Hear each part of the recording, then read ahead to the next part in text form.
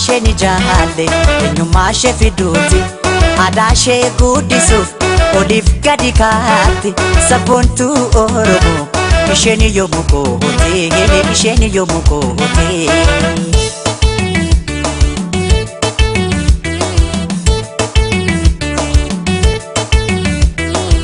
Afaan ishee miidhagaa ogguu isheen haasoftu Oromummaa isheetiin yommuu itti boontu baay'een ishee jaalle daran jaalatamtu ni daran jaalatamtu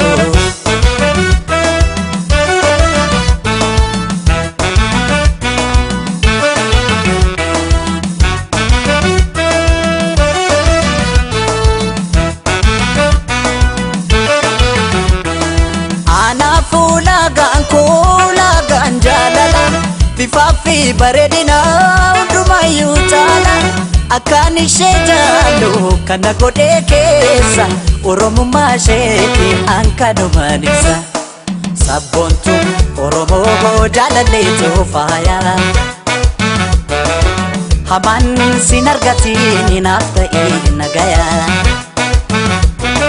sabboontuu Oromoo jaalalleetu faaya hamaan sin argatiin naaf ta'e nagaya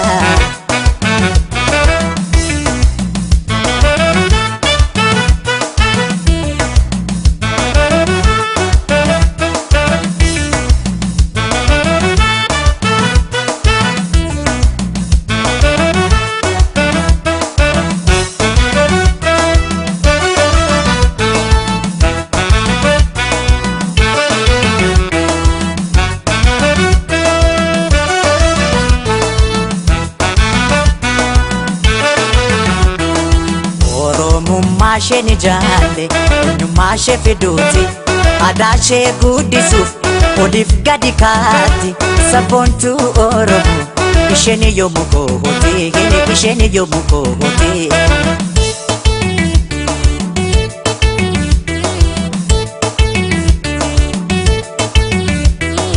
Afaan ishee miidhagaa ogguu isheen haasoftu Oromummaa isheetiin yommuu itti boontu baay'een ishee jaalle daran jaalatamtu ni daran jaalatamtu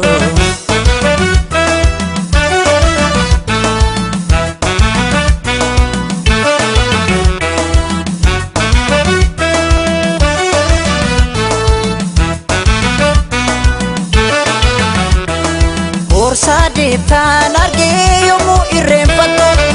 Umaashee kadhatee yommuu siin deebitu uffata aadaatiin miidhagdee bareeddu tasa ishee laalee tani keessi koo gammade sabboontuu Oromoo jaalalleetu faaya hamaan sin argatiin naaf ta'e nagaya sabboontuu Oromoo jaalalleetu faaya hamaan sin argatiin naaf ta'e nagaya